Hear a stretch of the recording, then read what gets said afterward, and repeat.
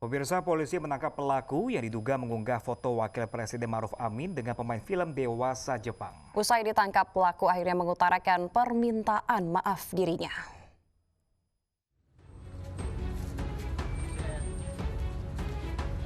Pemilik akun Oliver Leaman S, yaitu Sulaiman Marpaung, akhirnya ditangkap polisi di rumahnya di Jalan Lobe Daud, Kota Tanjung Balai, Sumatera Utara.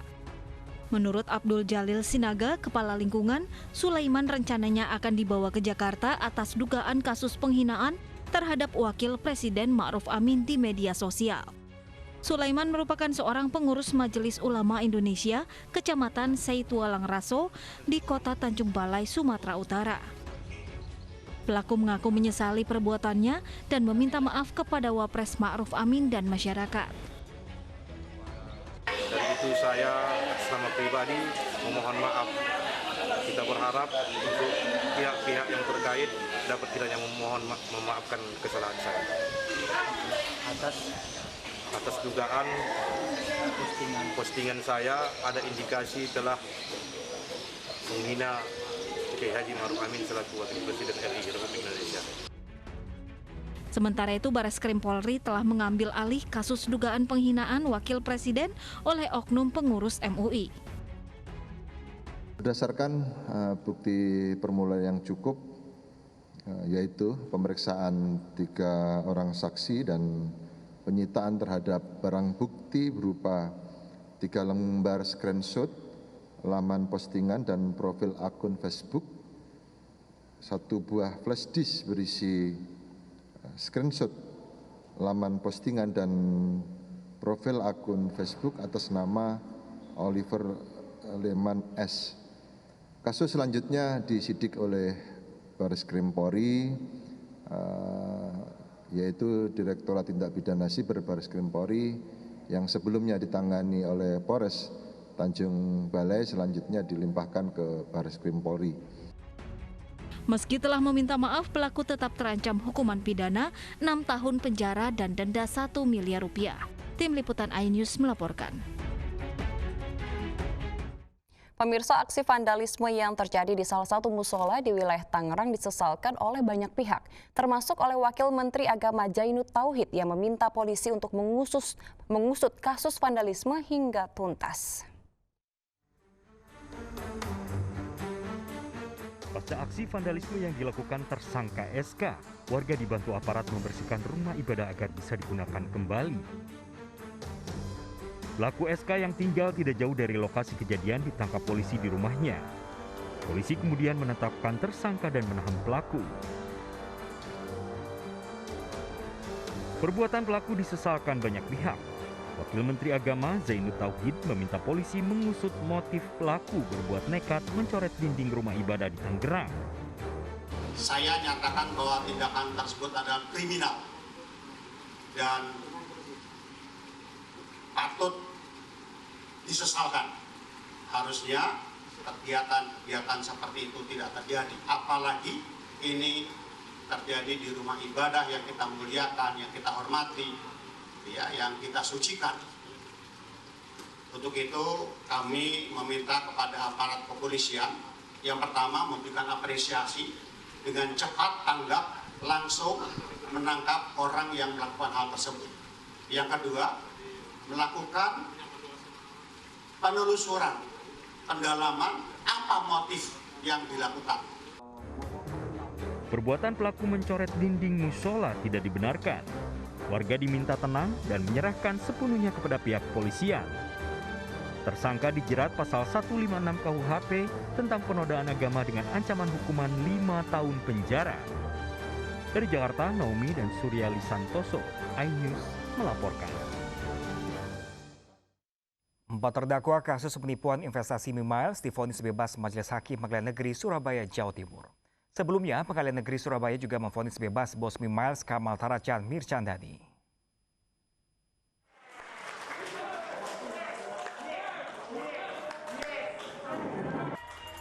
Nasabah aplikasi Mimiles bersorak gembira setelah 4 karyawan Mimiles divonis bebas Majelis Hakim Pengadilan Negeri Surabaya, Jawa Timur.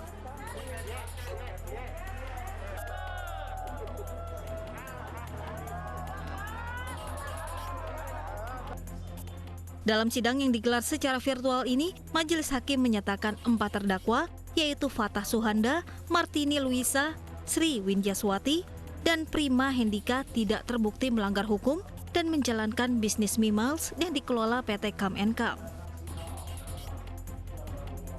Menanggapi putusan ini, jaksa penuntut umum menyatakan pikir-pikir untuk mengajukan kasasi.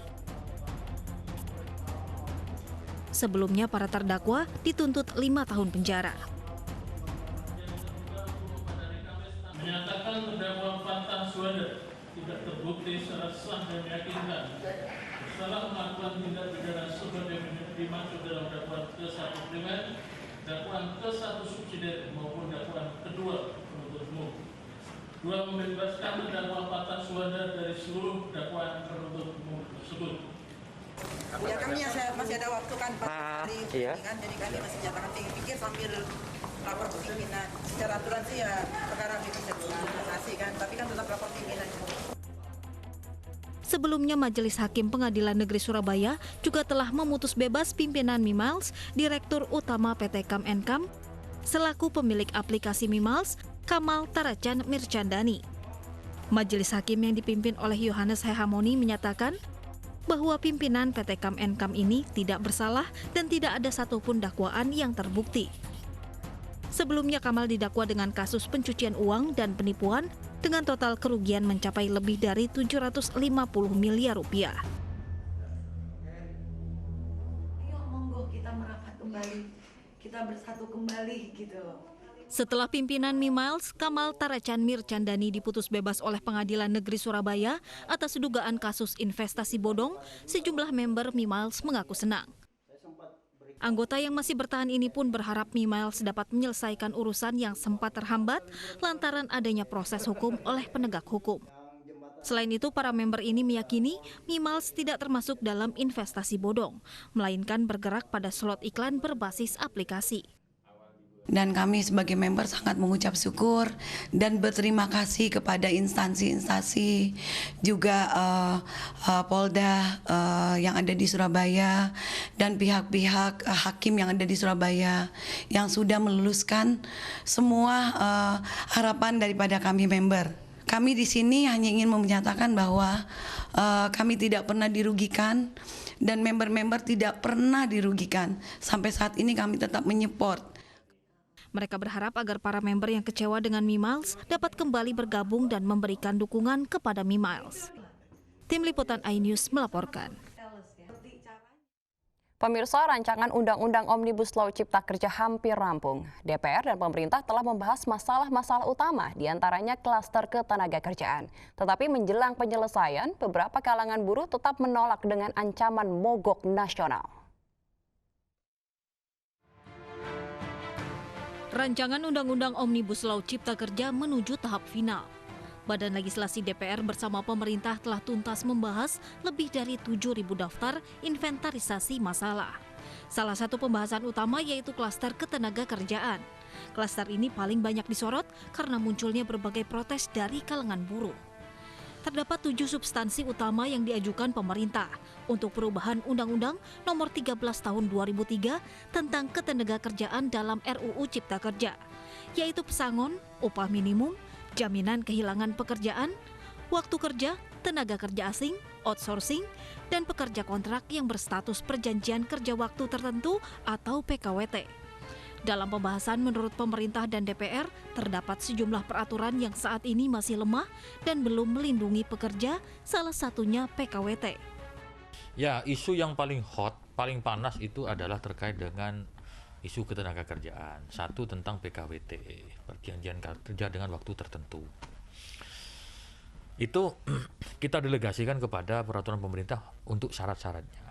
Detailnya tetapi tidak mengubah substansi apa yang disyaratkan di undang-undang existing. Terkait dengan waktu tertentu itu tetap kita pakai paling lama 3 tahun. Jadi kalau ada perusahaan yang established, yang permanen mempekerjakan orang dengan outsourcing itu maksimal 3 tahun. Setelah itu dia wajib diangkat. Itu tidak berubah. Nah, tapi kan seringkali banyak alih daya itu. Nah, praktek alih daya oleh pemerintah dihapus. Kami setuju. Penggodokan RUU Ciptaker terus digeber pemerintah dan DPR. Menurut rencana DPR, RUU Cipta Kerja bisa diselesaikan di akhir masa sidang atau rapat paripurna tanggal 8 Oktober mendatang. Namun penolakan dari buruh masih terus muncul.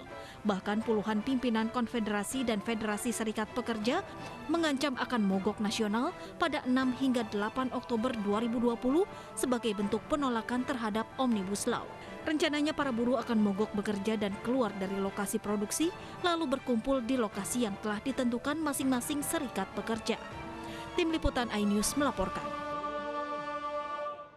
Pemirsa, program Ngobrol Bareng Gus Miftah kembali hadir. Kali ini Gus Miftah akan ngobrol bareng dengan Syekh Ali Jaber seputar dakwah dan keindonesiaan. Ya, lalu seperti apakah ngobrol barengnya dengan Syekh Ali Jaber yang menyukai masakan Padang ini? Saksikan jawabannya di Ngobrol Bareng Gus Miftah Selasa 6 Oktober 2020 pukul 18.30 hanya di iNews. 2 tahun nggak pegang HP, kenapa, Syekh? Sebenarnya pertama menghindari perasaan cemburu istri. Bukan, wahai Allah saya punya masalah yang besar, tapi wahai masalah saya punya Tuhan yang maha besar. Ini luar biasa loh. Tapi betul-betul saya ingat nih. Ini jadi pelajaran bagi saya, bahwa HP ini musibah akhir zaman. Masya Allah, ya. Pendekar banget kan, cakepnya minta ampun, Masya Allah. Syekh, bangga bener ya menjadi bangsa Indonesia, Syekh. Luar biasa. Saya sempat ke Singapura. Walaupun sayang sekali tidak bisa berlangsung ketemu Ibu Ani, saya selalu panggil Ummi. Satu makanan favorit di Indonesia barangkali bisa diceritakan ke pemirsa? Makanan Padang. Makanan Padang? Ya. Waduh, pilih rendang daging apa rendang jengkol, saya? Dua-duanya boleh. Dua-duanya. Ya Allah, guru kita ternyata juga suka rendang jengkol. Ya, pemirsa, pemerintah tetapkan harga batas tertinggi swab tes mandiri sebesar Rp900.000. Informasi dalam negeri lain akan hadir usai jeda, tetaplah di iNews Pagi.